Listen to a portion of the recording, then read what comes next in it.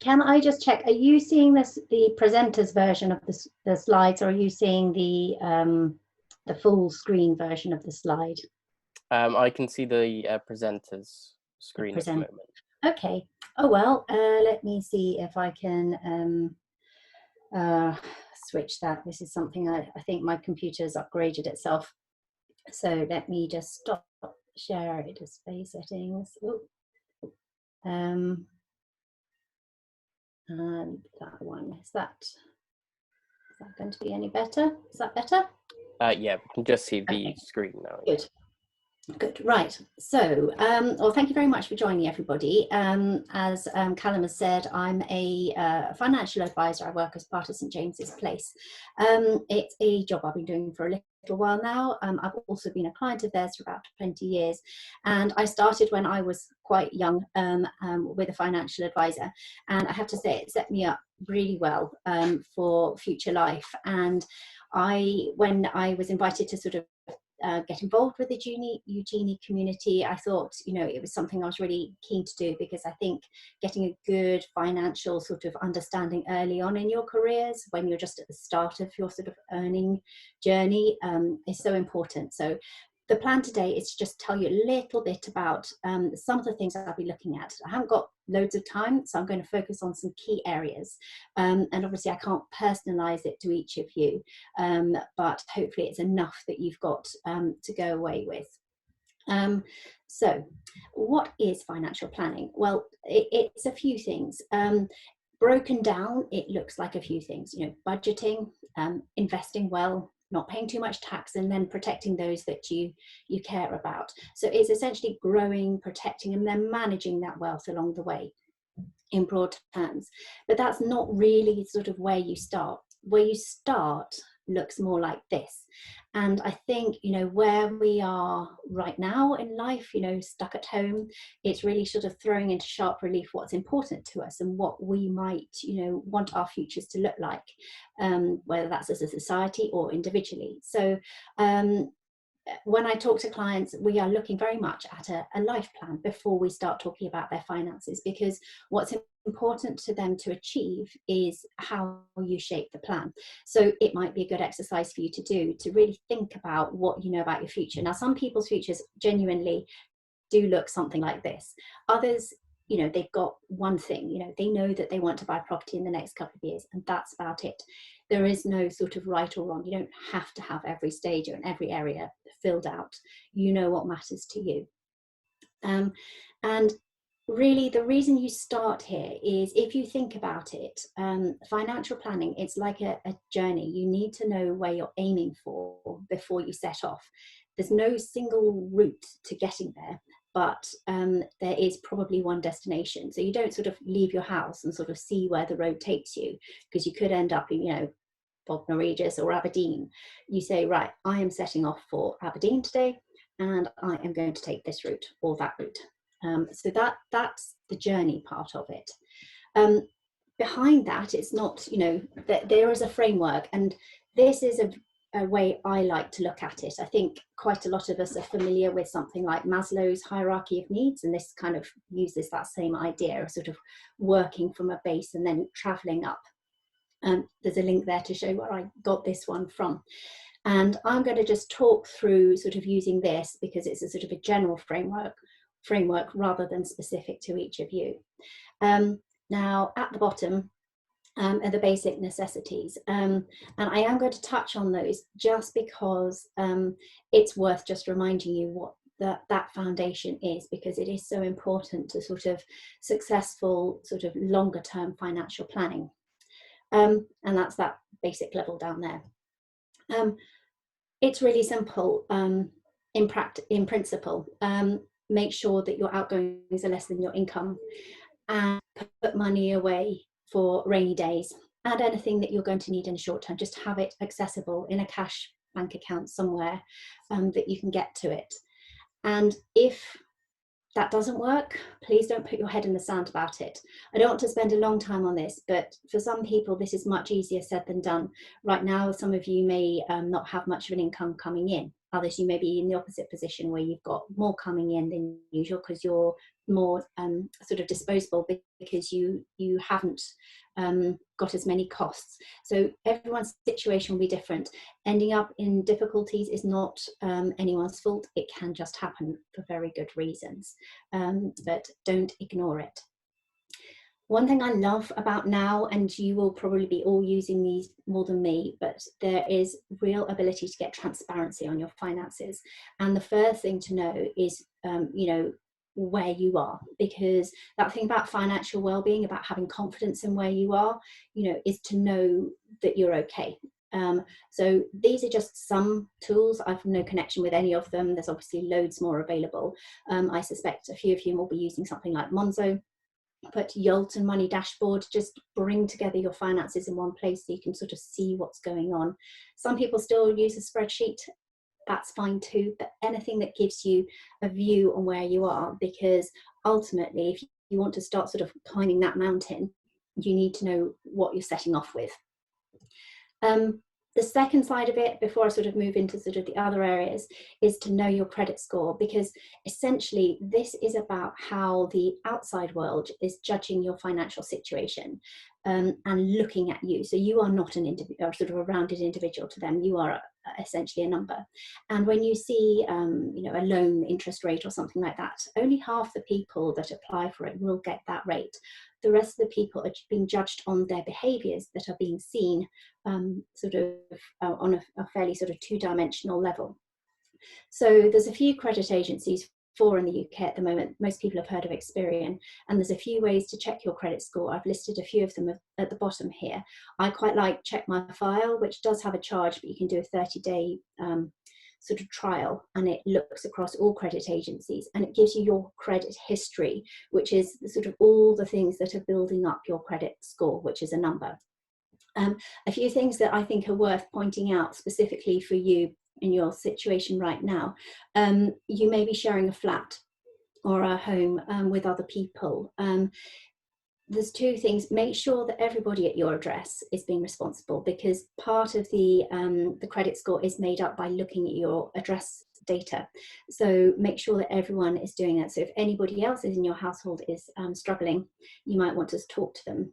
Equally, don't leave everything to everyone else. You need to make sure that you are visible to the credit agencies as well. So make sure that your name is on the bills, because if you're an unknown quantity, you are just as much of a risk to a lender as you are if you are known and not behaving well. So those are a couple of things. Other things, if you are borrowing, whether that is you have a mobile phone contract, whether you have car insurance that you pay off on a monthly basis rather than as an annual premium, these are all types of borrowing. But think about, you know, making sure that you are predictable. So keep up with those monthly repayments. So direct debits obviously help. And if you are borrowing on credit, or if you have personal loans, you know, try and keep, or overdrafts, try and keep your credit usage to maybe 30% of the total available, because these will all make you look good for the future, and how you look externally will impact what is available to you later on. Those are just sort of some basics that I think I just needed to just clarify. The second part of that foundation that is really important, and this is one that more people overlook, it's not as interesting, but it is essentially the safety net. So if you again think about it like a mountain, or you're building a house or something, that foundation, this is like your safety harness. This means that you can carry on going up that mountain without feeling scared. It's thinking about, if something goes wrong, you know, what's going to happen then. A lot of people don't like to think about what happens if you get ill, or please don't. Or what happens if you develop a serious illness? What happens worse if you die? You know, who does that affect around you, and what does it mean for your ability to pay the bills, and to carry on with the life that you had planned? Now, it may be that you have a plan that is different. Excuse the interruption, my BBC moment. Or you. I tell you what, I'll turn my screen off. Let me see if I can just hide my video. Stop video. There we go. So you've got your most valuable asset being yourself. You know, how do you make sure that you can carry on doing those things that are important to you? So, for example, if you say, it's fine, I'll move back in with my parents, is that okay with your parents? If you say, well, I've got cover from my employer, what happens if you change your job? So really have a think about those difficult questions. The answer often comes down to some sort of protection insurance. And that is, I put at the bottom a note to say that is actually quite different from regular insurance that you might be more familiar with, like mobile phone insurance, travel insurance, or whatever, because it's actually underwritten for the duration of the policy. So once you've got it in place, no change to your health or circumstances can change the premium that you've been given. So it is really worth looking at while you are young and healthy. So that is something that I would really like you to take away from today, to think about what would happen if something went wrong and how you would cope. To give you an indication, I have looked at, you know, what would happen if you wanted to be able to provide yourself with, say, an income of, I don't know, £1,750, which might be sort of roughly what your outgoings are, until the age of 68. The cost of that, if you're currently 26 and in good health, is just sort of £23-25 a month, which isn't significant if you think about how you know, what sort of peace of mind that's going to provide you over the long term.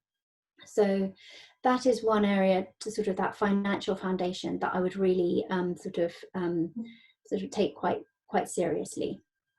And it also gives the ability to then start thinking, like I said, of how you move on up that sort of the mountain to achieving those things that you'd put into your life plan, you know, buying yourself a house, or getting to retirement at some point in the future. So if we look here, you can see at the bottom, you've got the sort of the axis of the short, medium, long term, and those things that are plotted out across that time frame. And at the sort of short term, I put in green two things that are common to a lot of people: getting on the property ladder, and secondly, you know, retiring. Most people at some point want to have a point where they are no longer having to work for their income, that they have independent means. So I'm not going to talk today about getting on the property ladder, because I thought about it, but really it's a whole topic in itself. And if that's something you'd like to come back to, I'm very happy to. And I'm going to use retirement simply because it stretches the time frame and keeps your eye on that long-term horizon. So people say, okay, so how do I do that? Now here I've got, I put it the 50-30-20 rule of thumb.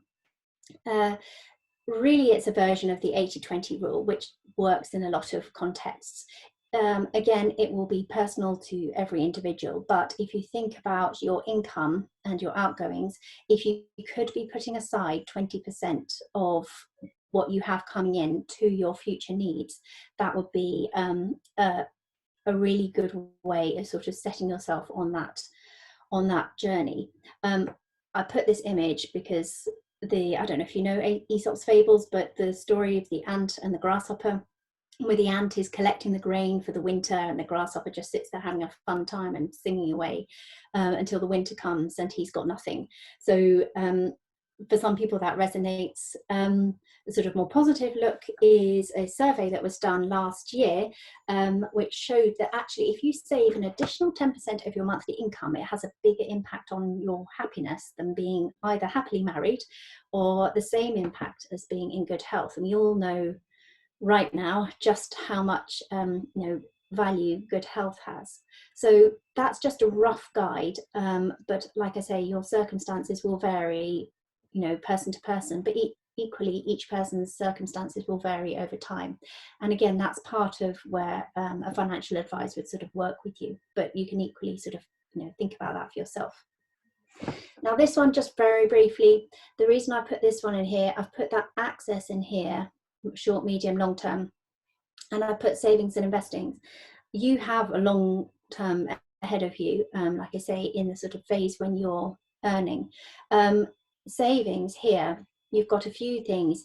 This is where we talked earlier about having that pot of money that you should try and build up that will provide you for any rainy days, such as now, if you've not got a job right now and you have to tide yourself through. It would be for anything short term that you've got planned, if you've got a wedding coming up in the next few years, or you're hoping, saving for a deposit for a house or something like that. That would fall into short term. As soon as you start thinking long term, really, this is when you start thinking investments, and you're starting to think about putting your money elsewhere, not just in cash. And I'm going to come on to this soon. Now, I've circled here cash ISA and stocks and shares ISA, because a lot of people nowadays think you've got to if you put your money in an ISA, that is a sort of investment. But it's to do with the type of ISA that you're using. If it's a cash ISA, it's still cash. The ISA is a tax wrapper, and I'm not going to today talk too much about tax, but it's something that, again, there is a bit of a misconception around that. So if that's something you'd like to pick up with me afterwards, I'm very happy to sort of have a quick chat about that. Moving on, why would it not move on? Sorry, it seems to have stopped working. There we go. So why would you move towards investments if you're thinking longer term? And the reason really is inflation. So this chart is showing you what has happened to £10,000 if you essentially left it in cash 20 years ago and did nothing with it. Inflation would sort of erode it down to, it would still be £10,000, but the value that it would have in terms of what it could buy compared to 20 years ago is substantially decreased. So it's the equivalent of £6,600 in sort of 2019 money. So that's why you don't really want to keep anything in cash for the long term. Recently, the Bank of England has reduced the base rate of interest to 0.1%. So if you did ever have any interest on your bank account, it's probably even less now than it was recently. And what does investing look like? Well, it kind of looks like this. Again, just briefly, this is a chart running from 1987. I know it's not very clear, but the idea is to give you a general impression, running through to last year. And it shows you the red line being what's happened to property prices, the sort of the blue being what's the value of investments over that time. And then some other lines in there as well. There's a very faint beige one here, which is inflation. And this green one here is cash. And you can see some big peaks and troughs. And it doesn't show what's happening right now, but believe me, that is definitely a trough. And it is like a jagged mountain that you have to climb. So if you're starting to think, okay, there's things that I want to achieve in the medium term. So I know that in the future, I want to work part-time. How are you going to make sure that you've got enough money to afford your outgoings without necessarily having to squeeze your lifestyle? So you need to save for that or invest for that. Where are you going to put your money? Now, without going into too much detail, but this is where sort of a good lesson when you're at the age you're at now and you've got the time ahead of you, is to think about, as your salary increases, which it most definitely will do over the coming years, how are you going to start putting it aside to reach those goals? There are so many choices. I think I heard the other day there are more funds than there are individual companies to invest in. And what you need to think about is a few factors. So one, how much risk are you willing to take? There are some people who really don't sleep easy at night if they're going up and down these rocky mountains. And that really matters. Equally, the goal that you're working towards, is it just a nice holiday, or is it your retirement? The risk you should take should be proportionate to sort of the goal and the time frame that you've got. Because if I personally wouldn't be taking my my pension funds to Vegas and sort of seeing if it's going to be black or red, you need to think wisely about that. And then you might want to diversify, spread your risk across these different asset classes, because that has a sort of an effect of making it a bit of a smoother journey. But there's some other things, because we look at this and we see a chart, and I think this is something that is really quite fundamental, and I think it's something that you will probably be taking quite seriously. And I know younger generations in particular, with the climate crisis and everything that's happening, it's really important for all our futures is to think about, you know, who is investing it, you know, who is that individual who is going to be looking after my money for me, and where are they investing it? What companies are they putting it with? Because we have a choice about, you know, where it goes, and that responsible investing is something that we have control over. I've got a little list if anyone is interested in further reading of people that I thought you might be interested in. I think the responsible investing story is an interesting one. And the other sort of big story from this is that one around volatility, and two of the people are connected with both of those areas. This, you know, is another important thing. You'll feel like you're on a bit of a roller coaster if you get closely involved in your investing. And like I say, we're on a roller coaster right now. So if you're thinking, well, I was going to invest, but I don't know if now is the right time, you know, you're feeling the effect of that roller coaster, because when the markets are going up, you feel confident, you feel good, you know you can do it. But the reality is these financial crises, or the crises in the world that hit the financial markets, happen pretty often. This century we've already had you know, the 9/11, 2008 currency crash, credit crunch, and now we've got the COVID-19 affecting us. So, you know, that's already three this century.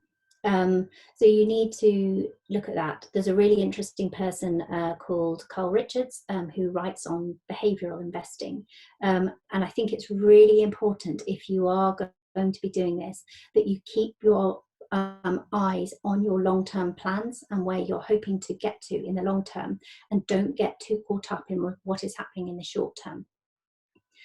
Because I think particularly if you're new to investing, and if you're thinking this is the start of my journey, you know, it's learning those behaviors is really hard. Even professional investors find that hard.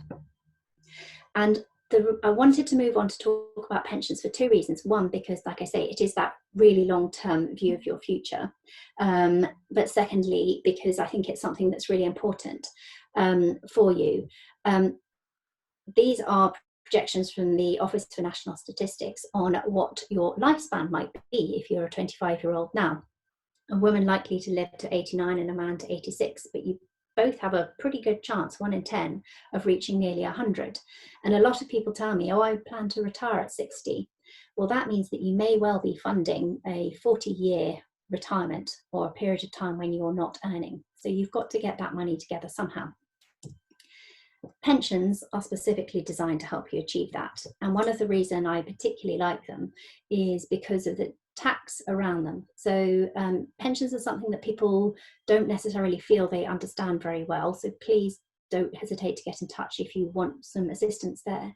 But to quickly explain, if you are a basic rate taxpayer, so you earn up to £50,000, every time £1,000 is put into the pension by you, the government will give you tax back on that to the tune of £250,000.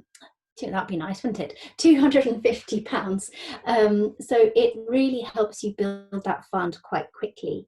And at the other end, you also get a bit of tax-free cash as well. Your employer nowadays will be required to pay into your pension as well, so 3% minimum, and potentially more. And it is really worth checking, if you're not aware, if your employer will match any additional contributions that you make, because those schemes are available. So I would do take your pension seriously for this reason. I said that being young is one of the sort of the best things that you can have, having that time frame, and this, I hope, demonstrates it. So on the left here, I've got someone who starting at the age of 30 puts £250 a month into their pension, and then on the right I've got someone who is putting £500 in per month, but they only start at the age of 45. Now they might have said, well, I need to pay off my student loans, I want to get onto the property ladder before I start. But if we look at the difference, The first person has actually put £105,000 in over the years, and the second person has put in 120, so they've had to put more in. But the real difference comes when you look at the progress that they've made. So the first person has saved nearly £300,000, whereas the second person is really just beyond 200,000. Now those are based on sort of standard growth rates, and obviously it will vary from that, but I hope that it really makes the point that starting early and starting smaller can make a difference. So I'm just going to wrap up here because the time has gone very fast. But where do you go from here? What are some really good things that as young lawyers you can do? If I can get my keys to work again. Right, come on, there we go. First of all, set some goals and write them down. Really think about what you want your future to look like. You've probably done that in career terms, but think about it in life terms as well. And keep that somewhere safe so that you can go back to it. And it probably will change. I'm finding clients at the moment, you know, things are going into sharp relief, like I say, and that could change. And make sure right now the thing that you really can do that is very much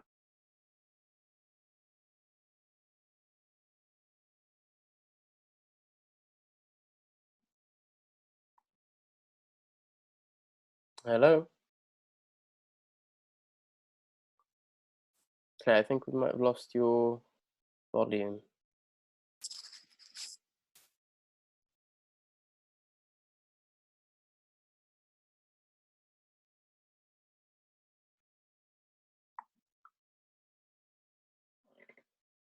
Hello, Claire?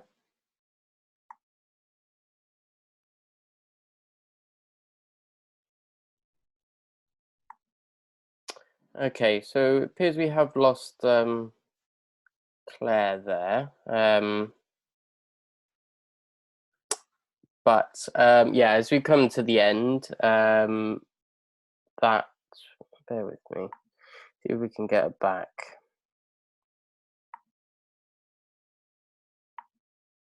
Hello, Claire? Hello, sorry, I don't know where I went there. It's all right, I'll let you finish up. I think I was just on this last slide, just to say, you know, please just start. Don't forget your pension, get to know it a little bit. If you've got any questions, please ask me. I am really happy to answer any questions. Send me stuff to look at and I can interpret it for you. It's really not a problem. And yeah, that's it. Useful stat at the bottom, just must give it a plug, that if you get financial advice, apparently you end up with 2.5 times more than those who don't. But I think that's really, just briefly, it's about the discipline. This is about creating good habits, getting discipline and knowing where you are. They're really what it is. But yeah, any questions, technical or otherwise, please ask. Thank you. Great. Well, thank you so much, Claire. That was really, really helpful. And hopefully everyone here found it useful. I know, you know, myself starting out in the early stages of my career, it is hard to see that sort of long-term prospects, but you know, obviously the importance of it, you can't ignore. So yeah, it's great to have that that knowledge at the moment, and it's brilliant to take forward. If there are any questions from anyone at the moment, please do use the chat function below for Claire. If not, we can always you are yourself on Eugenie. I'm on Eugenie. I'm on LinkedIn as well. I know you shared it, this talk on LinkedIn. Connect with me there. I will put in Eugenie the people or things if you're interested in reading. It's a good book here called Enough, which is a really nice one. An interesting article that I'm trying to get access to at the moment on why we're, you know, happy to take small risks and big risks. So I get geeky about this. You know, people who are good to follow if you're keen to sort of just learn more. But yeah. Fantastic. Yeah, well, that's brilliant. Yeah, so any questions, please direct them to Claire. That's brilliant. I'm sure my children will be delighted to help you as well. It's great. We had more guests, so it was they were always welcome. Okay, thank you. Thanks so much. Have a good day, everyone. Thanks, everyone.